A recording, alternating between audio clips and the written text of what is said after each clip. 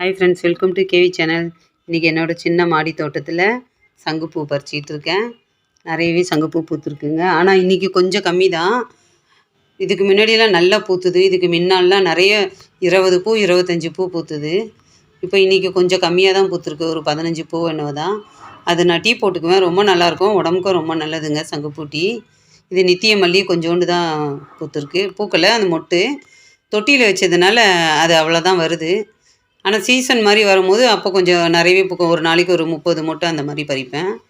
இது பாவக்காய் செடி பிஞ்சு நிறைய வந்திருக்கு. துளசியும் நல்லா தளன்னு வந்திருக்கு. இது வெங்காய தாள்ங்க. இதில் பூ இப்போ தான் நான் முதல்ல பார்க்குறேன் வெங்காயத்தாளில். இது வரைக்கும் நான் இந்த வெங்காய பூ பார்த்ததே இல்லை. இப்போ தான் ஃபஸ்ட்டு வாட்டி நான் பார்க்குறேன். ரொம்ப அழகாக இருக்குது இது.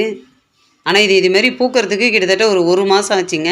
அந்த மொட்டு மாதிரி கொஞ்சம் கொஞ்சமாக வந்து கொஞ்சம் கொஞ்சமாக அது மலர்றதுக்கு 1 மாதம் ஆகிடுச்சி. இந்த வெங்காயம் தாள்லாம் கட் பண்ணி எடுத்துக்கிறேன். இது ரொம்ப நல்லாயிருக்கும் ஃப்ரைட் ரைஸ்க்கு, நூடுல்ஸ்க்கு. இது வதக்கி காரக்குழம்பு கூட வைக்கலாங்க. ரொம்ப நல்லாயிருக்கும். இது தக்காளி ஒன்று மட்டும் பழுத்திருக்கு. மற்றதெல்லாம் காயாக இருக்குது. இன்னொன்று கூட கொஞ்சம் கலர் வந்திருக்கு. ஆனால் தக்காளி நிறையவே காய்ச்சிருக்கு. ஒரு 15 தக்காளி கிட்டே இதில் காய்ச்சிருக்கு. பழுத்தது பார்த்திங்கன்னா ஒன்று தான். மீதி எல்லாம் பழுக்கிறதுக்கு இன்னும் 2 வாரம் ஆகும்னு நினைக்கிறேன். அவ்வளோதான். இதெல்லாம் சிறுகீரை. அவ்வளோ. இந்த வீடியோ பிடிச்சிருந்தா ஒரு லைக் பண்ணுங்கள். சப்ஸ்கிரைப் பண்ணாதவங்க சப்ஸ்கிரைப் பண்ணுங்கள். அடுத்த வீடியோவில் பார்க்கலாம். பாய்.